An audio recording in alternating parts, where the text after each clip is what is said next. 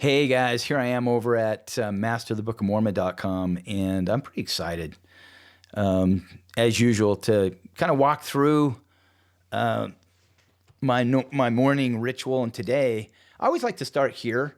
And if you've watched this before, you know that I've created this app that allows me to, in essence, kind of quiz myself on each one of the different chapters in the Book of Mormon.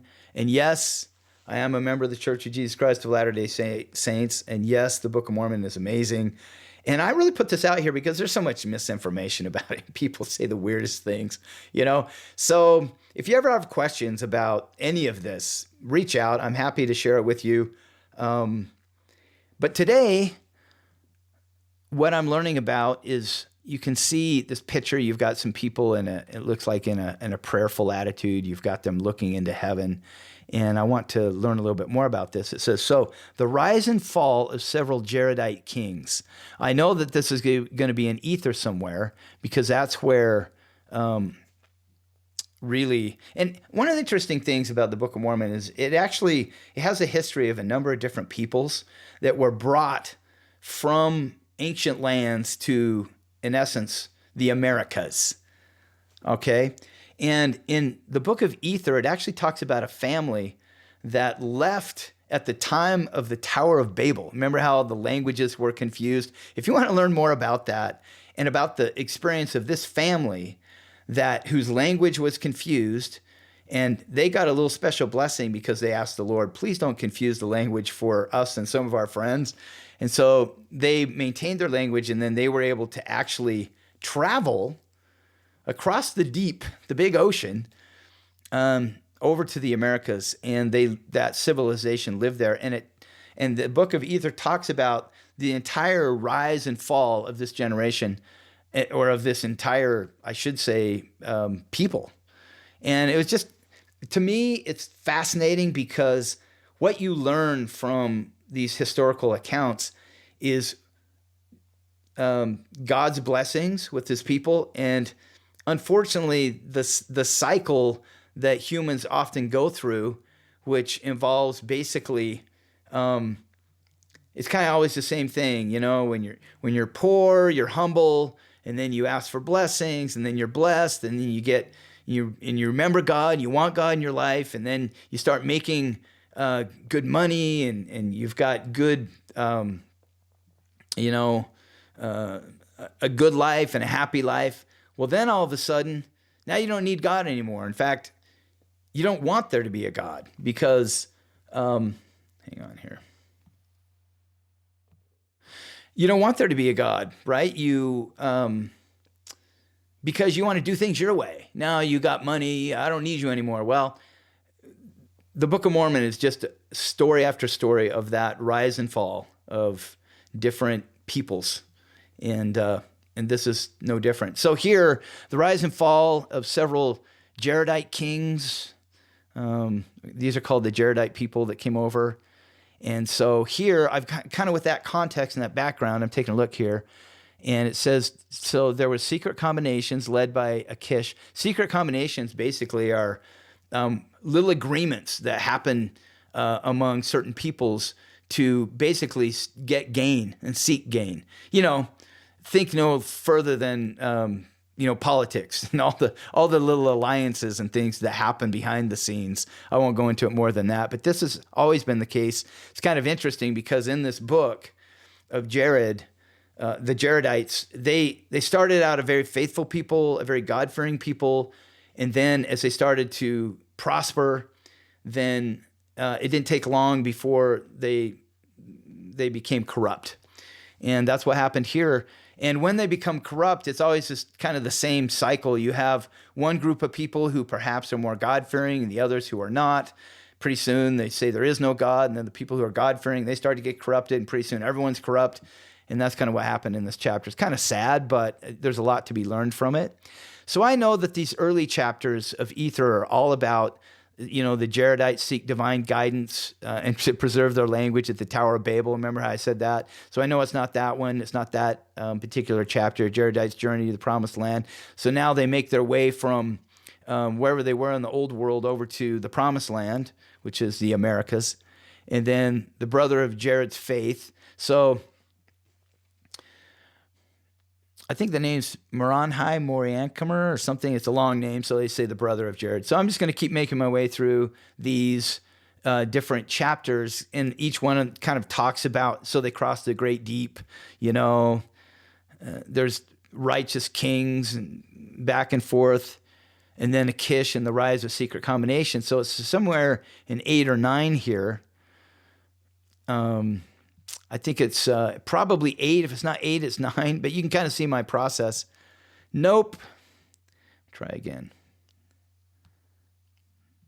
And obviously, let's see here. Yeah, so secret combinations, righteousness reigns, famine, and repentance of the Jaredites. So here, oftentimes what I like to do is just go over the chapter and just review it.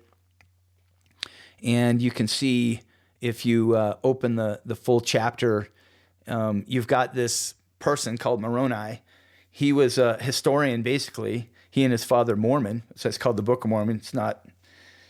That's a whole conversation for another day. But in essence, Moroni is talking about this record. They kind of made an abridgment of all these records of these different people.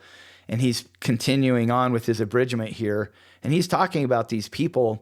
And it's just interesting. The Lord warned Emer in a dream he should depart out of the land. So the Lord those who were God-fearing, he would give them guidance and help them.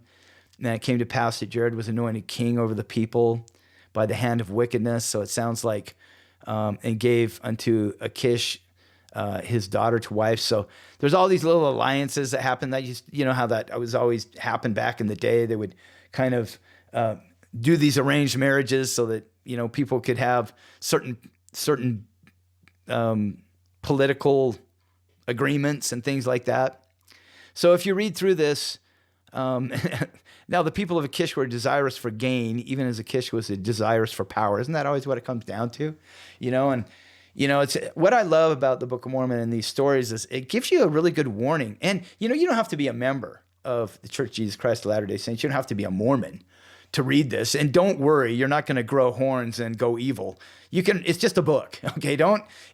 In my way of thinking, it's a very powerful book with many, many lessons to be learned. But no, the Mormons aren't going to show up at your front door and ask you to be baptized. Now, they may knock on your door. They may want to, the missionaries, I can talk about that another day. But so anyway, if you keep going down through this, that basically that Emer, that king, became old. In his old age, he begat Emer, and he had these children. He anointed Emer to be king. And after he anointed Emer to be king, he saw peace in the land for 2 years, and he died, having seen exceedingly many days, which were full of sorrow. It came to pass that Emer did reign in his stead, and did fill the steps of his father. And now, because they're starting to be a little more righteous, the Lord began again to take the curse off the land, and the house of Emer did prosper exceedingly. Uh-oh! You know what's going to happen now, because every time you prosper, I bet we can, So they had all manner of fruit and grain and skills and linen and gold and silver, and also cattle and oxen and cows and sheep. And today's it's cars and scooters and motorcycles and houses and you name it. And they had horses and elephants and all these other kind of different animals, curlooms and kumams, and all of which were useful. And then he did pour out his blessings on the land, which is choice above all of their lands, okay? And he commanded that whosoever should possess the land should possess it unto the Lord, meaning that whoever is on this land should be righteous and love God and serve him, or you're going to be wiped off in time. And so then he anointed Coriantum to reign in his stead, and he lived 4 years, and he saw peace in the land, yea, and even saw the Son of Righteousness, saw God. What a powerful statement that is. So these were righteous people. And he did rejoice in glory, and he died in peace. And it came to pass that Coriantum did walk in the steps of his father, so he was also righteous.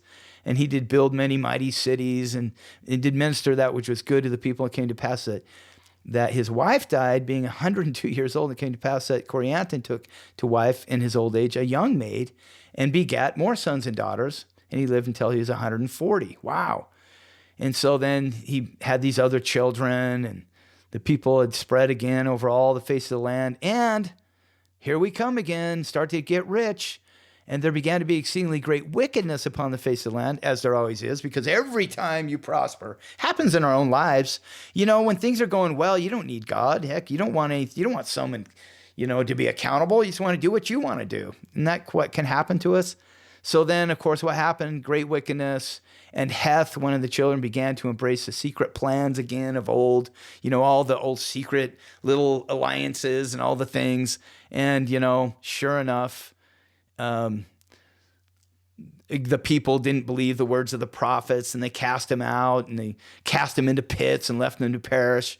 And there began to be a dearth, I guess you could say a famine on the land. The Lord's like trying to, and poisonous, and they say poisonous serpents upon the face of the land. So these poisonous snakes, again, would cover the land. I guess that's what happens. You have exceeding famine. Only the snakes survive.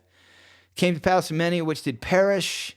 Came to pass the Lord did cause the serpents they should pursue them no more. So finally, after they started to humble themselves, came to pass the people did follow the course of the beasts. All the beasts were leaving, like they want to be run down by these snakes, so they're running out of the land.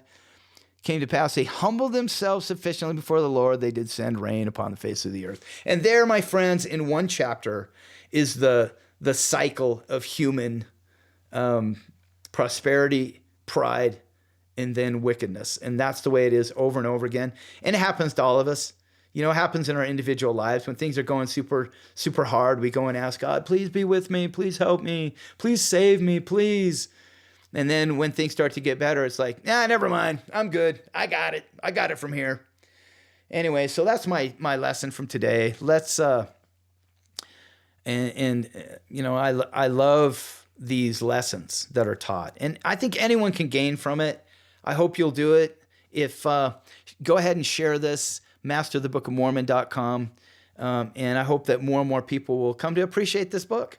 And again, you don't have to be a member. And no, it's not evil. There's a culmination in all of the Book of Mormon that leads to Jesus Christ appearing to the people. And it is one of the most powerful things that you could ever read or hear or understand. And that's in a chapter here in 3rd Nephi. So I highly commend it to you. If you want to come here to the chapter reader, it shows you all the chapters of the entire Book of Mormon. You can kind of see synopses of each. But if I come down to all the way down, there's 239 chapters in the Book of Mormon. You can see here depictions of, let's see the image. Depictions of the Savior coming down among these people. Super, super amazing, super powerful. If you come to read this and know it and understand it, I promise you it will change your life in ways that you never even thought possible. And with that, I'm going to sign off today. I hope this was helpful. Hope you had have a wonderful and blessed day. And with that, I'll sign off.